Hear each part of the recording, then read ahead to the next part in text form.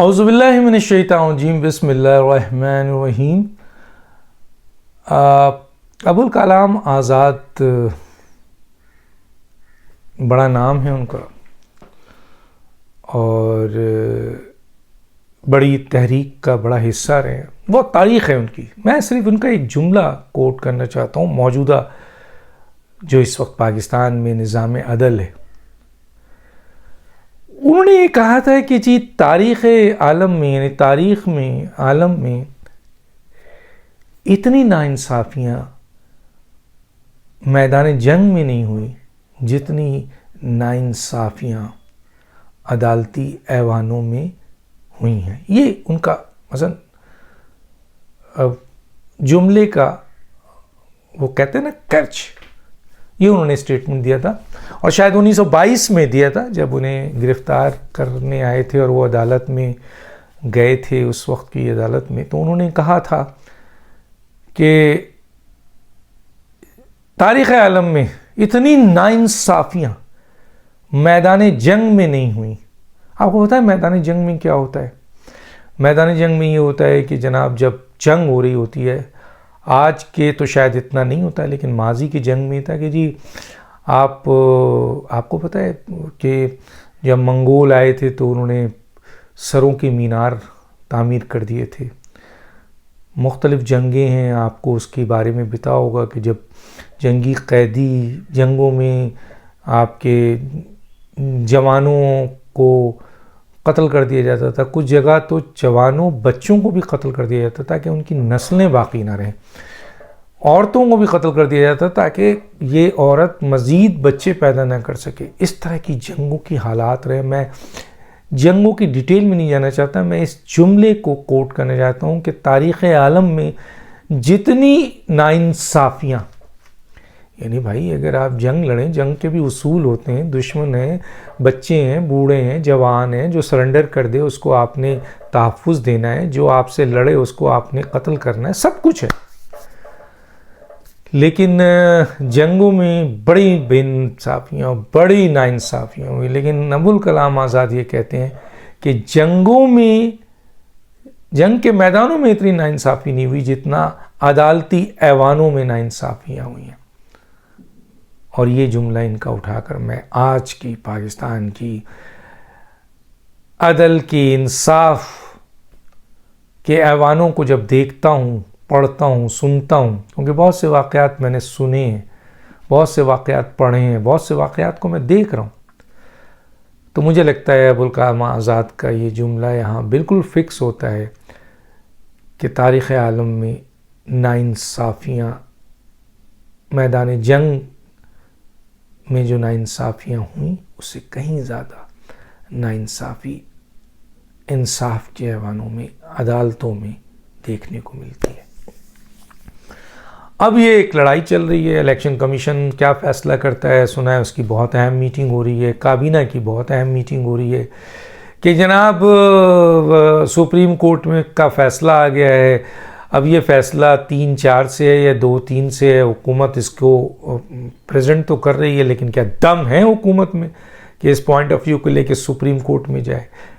ٹھیک ہے، کیا دم ہے الیکشن کمیشن میں کہ وہ کہے کہ آپ نے خود اپنے فیصلے میں کہا ہے کہ الیکشن کمیشن کو دیکھنا ہے کہ کس طریقے سے انتخابات ہوتے ہیں، کیونکہ ایک طرف سینسس ہو رہا ہے، دوسری طرف آپ کے جو آپ نے ضلع اور تحصیل بانٹے ہیں مختلف صوبوں میں، خاص طور پر پنجاب میں، ایک طرف لا اینڈ آرڈر سچویشن ہے، فنڈز کی کمی ہے، معاشی بحران ہے، حکومت اور سیکیورٹی فورسز کہیں اور لگے، تو ایسے میں الیکشن کمیشن میں دم ہے کہ وہ عدالت کو صاف طور پہ کہہ دے کہ جناب آپ نے مجھے موقع دیا ہے، ہم اپنے لحاظ سے الیکشن کرائیں گے، چاہے وہ 2 مہینے بعد ہو، 4 مہینے، 6 مہینے بعد، کیونکہ اب تو 90 ڈیز کا کانسیپٹ ختم ہو گیا نا۔ مثلا آئین کو ری رائٹ کر دیا گیا ایک لحاظ سے، لیکن آئین کو ری رائٹ کرنے کی اجازت میرا خیال آئین کے آرٹیکل 254 میں تھوڑا سا موجود ہے کہ دیکھا جا سکتا ہے کہ عدالتیں یہ 90 دن کے اندر الیکشن ہو سکتے ہیں یا 60 دن کے اندر الیکشن ہو سکتے ہیں یا نہیں ہو سکتے۔ ظاہر ہے یہ فیصلہ حکومت نے اور الیکشن کمیشن نے کرنا ہے، کیونکہ ان دونوں کو کام ہے انتظامی لیول پر جو حکومتیں بیٹھی ہوئی ہیں اور الیکشن پروسیس کے لحاظ سے پورا کنٹرول الیکشن کمیشن کا ہے. تو یہ تو ہے، لیکن دیکھتے ہیں کیا ہوتا ہے. آج ایک اور نیوز ہے، جنرل امجد شعیب صاحب جو ہیں وہ گرفتار ہوئے، اور ان کے بارے میں مختلف سامنے چیزیں آ رہی ہیں کہ ان کے جو فورنسک ہوا ہے ان کا آپ کے موبائل، اس فورنسک سے بہت سی ایسی آپ کے لنکس ملے ہیں اور اسٹیٹمنٹ ملی ہے، جس سے یہ اندازہ ہوتا ہے کہ وہ لوگ جو ملک کے خلاف اور ادارے کے خلاف ملک سے باہر بول رہے ہیں، بھونک رہے ہیں، ان سے ان کا تعلق تھا، یہ کہا جا رہا ہے. میں نے نہیں دیکھا لیکن سننے میں یہ آ رہا ہے. اسی طرح جنرل امجد شعیب کے ساتھ ساتھ جنرل اعجاز اعوان کے اوپر بھی سنا ہے کہ یہی چارجز ہیں، اور شاید ان کو بلایا بھی گیا تھا، ان کو تنبیہ بھی کی گئی تھی ان دونوں کو، لیکن نہیں مانے. اب جنرل امجد شعیب کو تو لیا گیا ہے، سنا ہے ان کو رہا بھی کر دیا گیا ہے. شاید جنرل امجد شعیب نے سوری کر لیا ہو، معافی مانگ لی ہو. بہرحال یہ بھی ایک بڑا اقدام ہے کہ جنرل امجد شعیب کو آپ کو لیا گیا، اور ان کا سارا فورنسک ہے، اور اس وقت ریکارڈ انتظامیہ کے انویسٹیگیشن آفیسر کے پاس ہے. اب جنرل امجد صاحب، اعجاز اعوان صاحب اس سے کچھ سیکھتے ہیں یا دوسرے لوگ سیکھتے ہیں جو سول سوسائٹی. اچھا، ایک چیز دیکھنے میں آئی ہے کہ جب سرونگ ہمارے آرمی آفیشلز ہوتے ہیں تو وہ بے انتہا وطن کے وفادار ہوتے ہیں، بے انتہا ہوتے ہیں، نو کوشچن. لیکن ریٹائر ہونے کے بعد ان کی ساری محبتیں پھر اپنی ذات سے ہو جاتی ہیں، اپنے مفادات سے ہوتی ہیں. اکثر لوگوں کی، میں سب کی بات نہیں کر رہا. کچھ تو ریٹائر کے میں نے ایسے دیکھا ہے کہ جو روتے ہیں باضابطہ، اداروں سے نکلیں اپنے فوج کے ساتھ ہونے والے اس قسم کے اسٹیٹمنٹ پہ روتے ہیں کہ ہمارا ادارہ جو پاکستان کی تحفظ کا ضامن ہے، اور اسی کو ہم نقصان پہنچا رہے ہیں، اسی کو ہم. اچھا، عام عوام کہتی ہے، سویلین کہتے ہیں، تو ان کو اس گہرائی کا اس ادارے کا نہیں پتہ.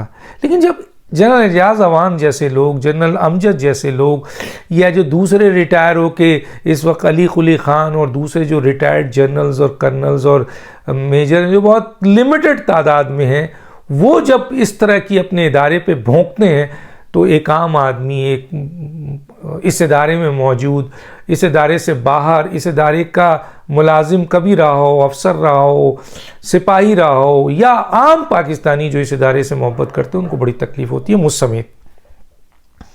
یہ عمل ہے، اور میرا خیال ہے بالکل انتظامیہ کو، حکومت کو چاہیے کہ وہ لوگ، چاہے وہ عام سویلین ہوں، آپ کے جوڈیشری سے ہوں، وکلا ہوں، میڈیا ہو، فوجی ہوں، کوئی بھی ہوں، جو ہمارے دین کے اوپر اٹیک کرے اس کو مت چھوڑیں، جو پاکستان پہ اٹیک کرے اس کو مت چھوڑیں. اسی طرح جو اہم ترین ادارہ ہے، خاص طور پہ فوج کا ادارہ ہے، کیونکہ اگر اس کو نقصان پہنچا تو پاکستان کی سالمیت کو نقصان پہنچے گا، اور پاکستان کے لیے یہ لازم و ملزوم ہے. شاید دوسرے ادارے اتنے براہ راست تعلق میں نہیں ہیں. اسی لیے کہا جاتا ہے کسی ملک کو تباہ کرنا ہے آج کل کے دور میں تو اس کو معاشی طور پر کنگال کر دو، اور اس کے اہم ترین ادارے کو کمزور کر دو، اور عوام کو ان سے بزن کر دو. اور یہ کام جہاں میڈیا میں لوگ کر رہے ہیں، بہت بڑی تعداد میں ایک ٹرولر کر رہا ہے جس میں پی ٹی آئی کے بہت سے لوگ ہیں، انہوں نے آ کے اقرار بھی کیا ہے، انہوں نے مانا بھی ہے، انہوں نے معافیا بھی مانگی ہے، سب کچھ آن ایئر کیا. اس کے ساتھ ساتھ یہ چند ریٹائرڈ جنرلز، ایک جنرل میرے مجھ سے خفا بھی ہوتے ہیں جنرلز، تو کہتے ہیں کہ جی آپ یہ کیا کر رہے ہیں. میں نے کہا جی آپ کے بیانات ہیں، کل تو یہ تھے، آج بدل کیوں گئے؟ تو کہتے ہیں دکھائیے، چیلنج کرتے ہیں مجھے. تو پھر دکھاتا ہوں میں ان کو، ان کے منہ کے سامنے لا کر وہ انہی کی اسٹیٹمنٹ دکھاتا ہوں. تو شرمندہ ہونے کے بجائے یہ لوگ کہ جی ہاں واقعی آپ نے دکھا دیا ہے، پوری دنیا نے دیکھ لیا ہے، اب میں شرمندہ ہو جاؤں کم از کم، لیکن پھر بھی شرمندہ نہیں ہوتے اور کہتے ہیں کہ جی یہ ایسا نہیں تھا اور ویسا نہیں تھا.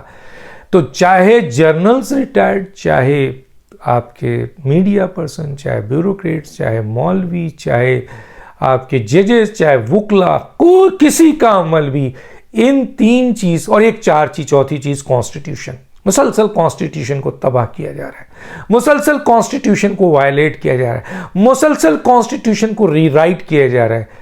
تو ان کی سزا کون تعین کرے گا؟ کیونکہ ہر نے اپنا اپنا احتسابی عمل کے لیے اپنا اپنا احتسابی طریقہ کار رکھا ہے، اور کوئی اس لیے نہیں کرتا کہ کل مجھ سے کوئی غلطی ہوئی تو میرا بھی احتساب ہو جائے گا۔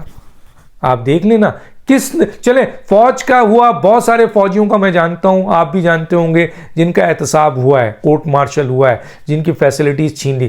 کس جج کا ہوا ہے بتائیے؟ پولیٹیشین کا تو ہوا ہے، بیوروکریسی کا ہوا ہے، میڈیا پرسن کا ہوا ہے، کس جج کا ہوا ہے ذرا مجھے بتا دیں کہ جس کا احتساب ہوا ہو اور اس کی خلاف بڑی کارروائی ہو؟ اگر کوئی ہے تو سامنے لائیں۔ لیکن جس طریقے سے ان ججز نے آئین کی جو کسٹوڈین کہلاتے ہیں، آئین کے محافظ کہلاتے ہیں، اس آئین کو توڑا ہے۔ میں نہیں کہہ رہا، کانسٹیٹیوشنل لائر خود ججز کہتے ہیں کہ آپ ری رائٹنگ کر رہے ہیں۔ ان کا کوئی احتساب کون کرے گا؟ سپریم جوڈیشل کونسل یہی بیٹھے ہوئے ہوتے ہیں۔ یہ نظام عدل اب اس جگہ پہ آ چکا ہے جہاں پر ان کا احتساب اب ہونا ہے۔ اگر انہوں نے میرٹ پہ اپنا احتساب نہیں کیا تو پھر عوام ان کا احتساب کرے گی بہت جلد۔ تو وقت دانش کو یاد دیجیے۔ اللہ حافظ۔